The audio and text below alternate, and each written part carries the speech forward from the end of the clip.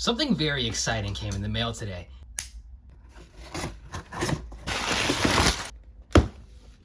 And we'll set aside one for display purposes. Man, it's beautiful. Anyways, hello, and welcome to my first and probably only Beyblade review I'll ever make. And because of that, I'm going to go into unnecessary depth with this, so you'll have to bear with me. Today we'll be unboxing and extensively reviewing the first ever CX Beyblade, Dran Brave S6-60V Vortex, and man, that is a mouthful. But God, I am just so hyped looking at this thing. I've always been a huge fan of the Dran line of Beys, and this iteration of Dran just looks awesome. And let's just pretend I didn't give away my Dran dagger to a friend, because if I had it, he'd be. For those not on the loop, this Bey is part of the all-new CX line in Beyblade X, which stands for the custom line. The special thing about this line is that its metal blade at the top has now been separated into two parts, which you can see here. We have the metal parts and the plastic part. And that is all held together by a screw of some sort. This allows for lots of customization, which will be fun to play with down the line when we get more releases. For comparison, the two lines that came before CX are BX and UX. BX, or the basic line, is pretty much what the title says. There's not much special about these guys besides having different metal shapes and contact points and stuff like that, while UX, starts exploring different unique gimmicks for each Bey, hence the unique line name. For example, I have the UX Grand Buster here, and you can very clearly see that it leans into the gimmick of having the one-shot kill because of how its shape protrudes out into the center and the bottom here. As opposed to the BX Grand Sword, which I just said doesn't really have much defining traits besides the three-winged, bladed, explosive contact points that we all know and love. One more thing I'd like to point out between the two are the launcher hooks, which are here in the center. BX has metal ones that concentrate the weight inward into the Beyblade, while UX has plastic hooks that promote outward weight distribution, which should increase balance and stamina in theory. As far as I can tell, nothing seems that profound in CX instead of having a focus on the assist blade. But we'll have to see as we go along. Alright, let's get to the actual unboxing part. Let's look at the back of the box first. For those who are into the anime, this Bey is an attack type and is owned by the protagonist Jackson Cross, or X Kukurosu in Japanese. We have a portrait of him right here, very funny, silly guy. And here we have the stats of all the individual parts. You don't need to pay too much attention to these. They are completely arbitrary. They are just there for marketing purposes so that kids can feel like they're min-maxing their Beyblades, which is never really the case, so just don't worry about these. And right here next to Jackson, we have the descriptor of this Bey's gimmick, which is Downforce. That's what the Japanese should say here, at least. I'll get into what this means for performance in just a bit. Okay, I think I covered everything, so let's get to it. I guess I don't have to pay too much attention to how much I'm damaging the box because I have a second one. Alright. Man, Japanese products are packaged so much differently from the American ones.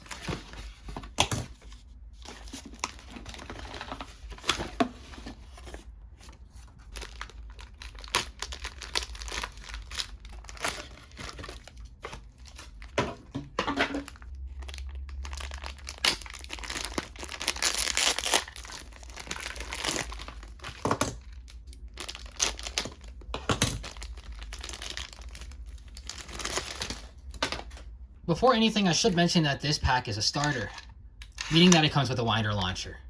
The ripcord and launcher prongs are both the matching whites, which I imagine would look great with my launcher grip, which I have sitting over here. If you're on the Hasbro side of things, I do suggest using a winder like this and not one of those piss-tiny proto launchers, because these are superior in every way, in power, in control, and just general comfortability. Winders are great for power, but are generally hard to control. Of course, we do have the string launcher, which is what I prefer. It isn't as powerful, but they are a lot easier to handle, and it's really just up to preference. So just pick your pick. And here we go. Oh, you can just tear these out without using a knife.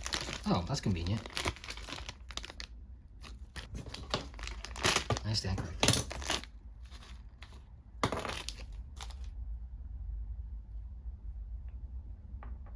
I did want to make this review in depth, so I will go ahead and explain the different parts in Beyblade X now for the first timers. Beys in this generation are separated into three main parts, that being the blade, the ratchet, and the bits. Of course, in CX, the blade is going to be separated into three different parts on its own, but in the grand scheme of things, it's just one big piece. And with that, we will talk about the blade first, which is what mainly comes into contact when you strike another Beyblade. This metal part is called Brave.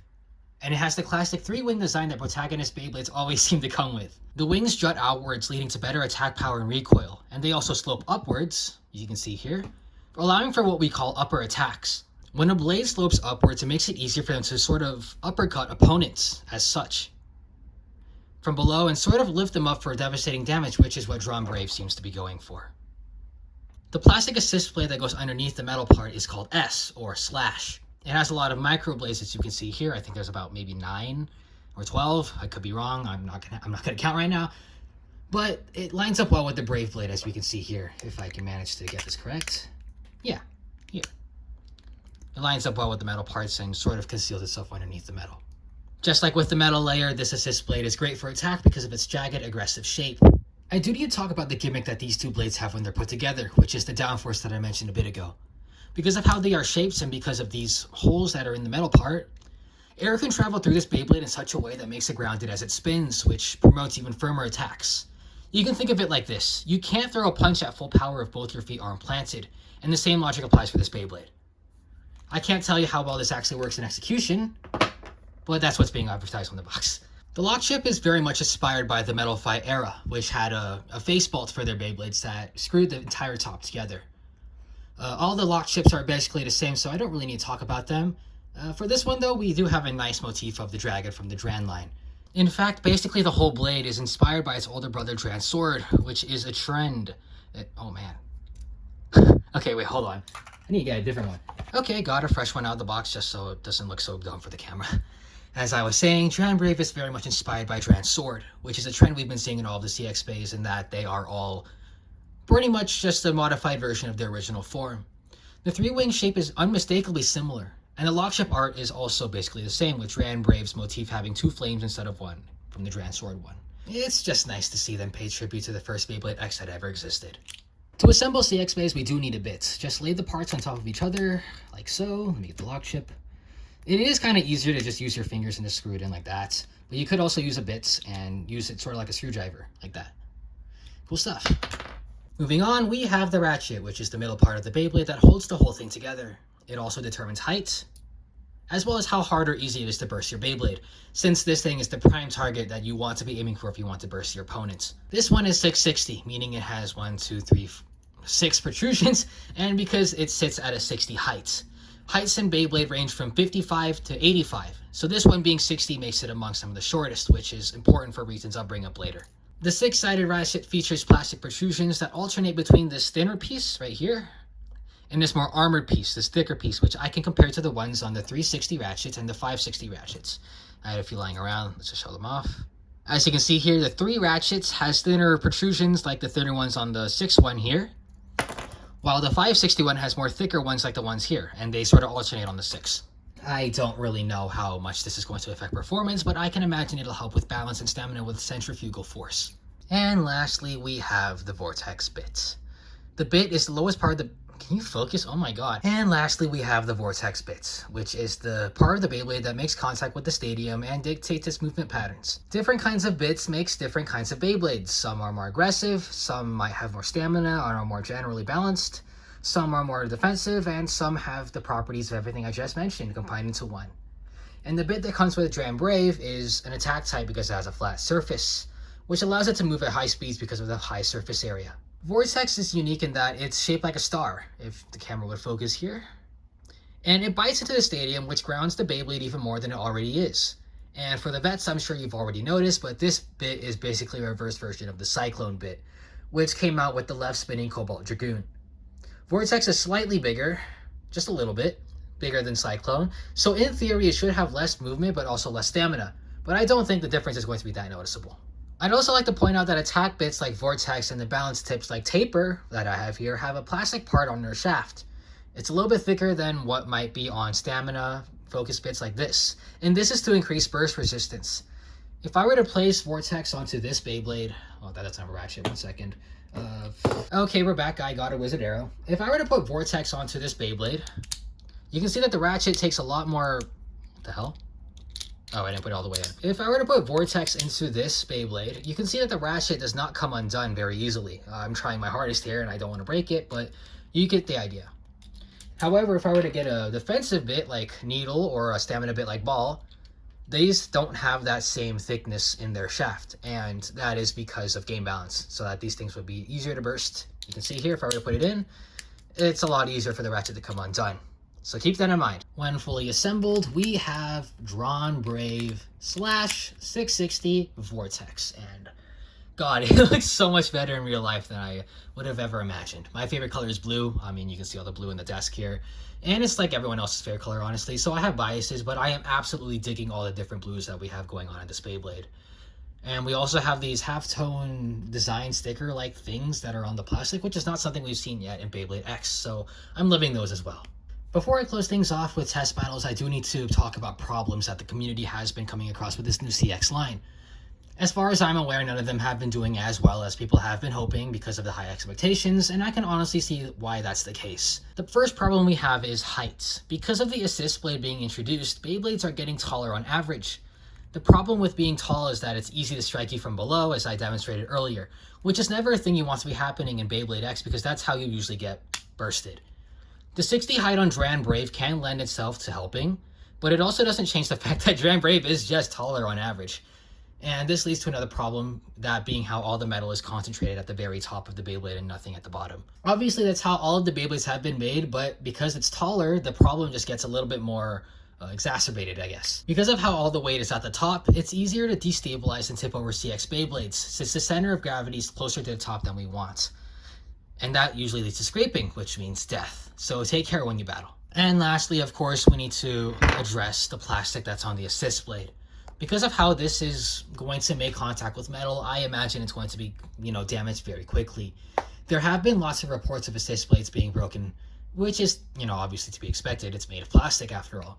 But it's just a bummer that there's not really much we can do about that. But yeah, that's pretty much all I wanted to go over, but I can't let you guys go until I do some test battles, so here we go. I don't have that many meta parts, so I'll have to make do with what I have.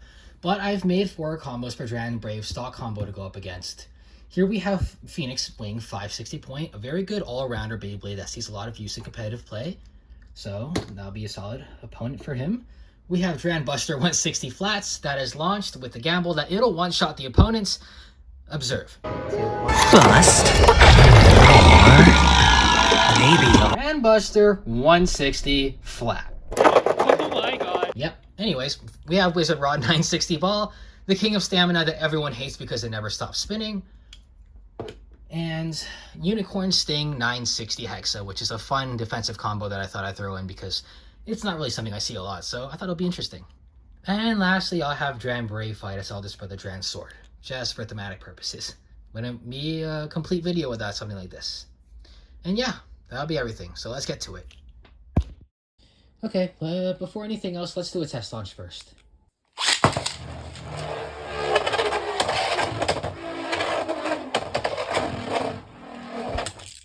Nothing too special there. I do need to preface this by saying that we don't have a Takara Tomy Stadium, just the Hasbro one. The Hasbro one is smaller by a substantial amount compared to the Takara Tomy Stadium, so performance may differ between that and, this one because we have a size difference. So just keep that in mind when you battle. First up, Dran Brave versus Phoenix Wing.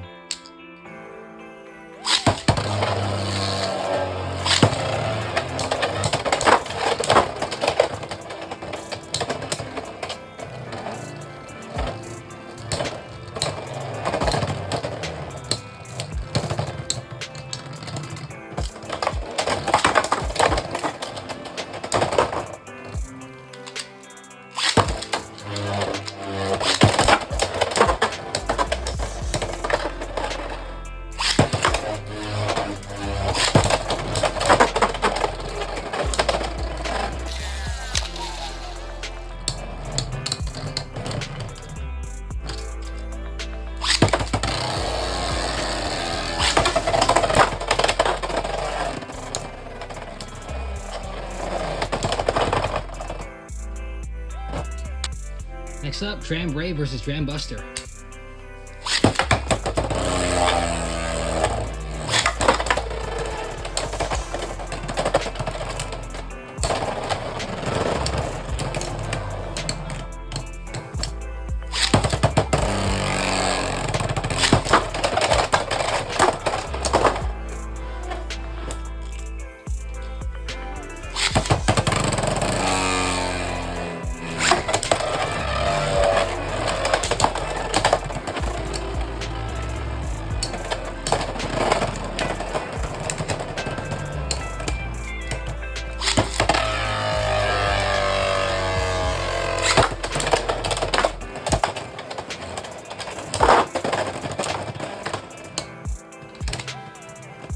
Next up, Dran Brave versus Wizard Rod.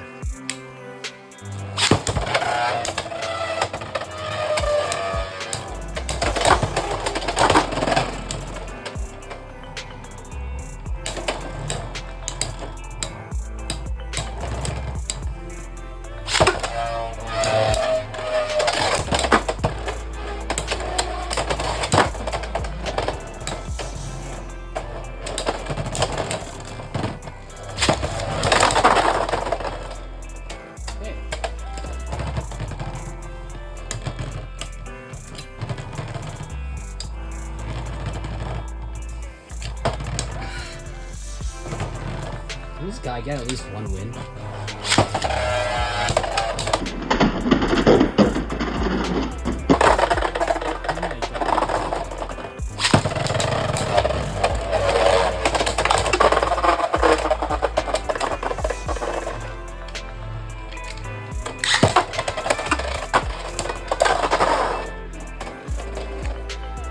Next up, Unicorn Sting versus Dran Brave.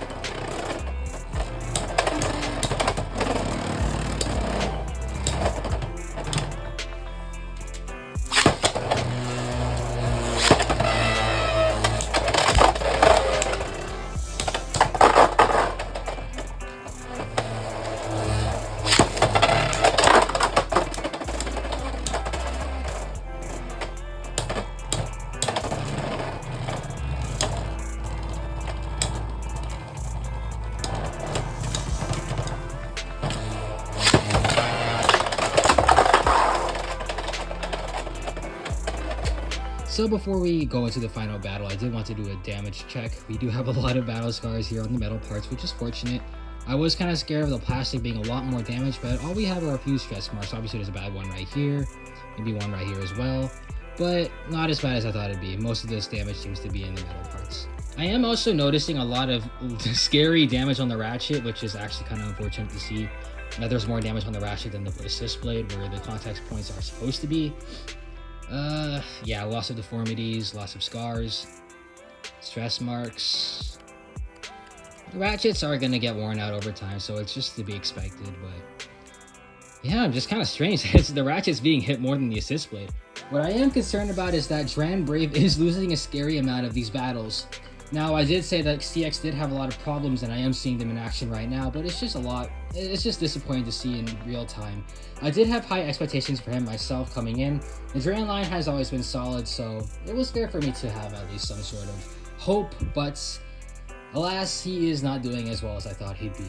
I'm fairly certain that we can find a combo for him that would work, but stock, not the greatest. He did lose like 15 battles in a row against Wizard Rod. I didn't even want to show every single one because, man, he just got wiped with or he got floored basically. I don't know, man. But we're gonna go into the final battle here. Dran Sword versus Dran Brave. Hopefully, you can get some redemption here.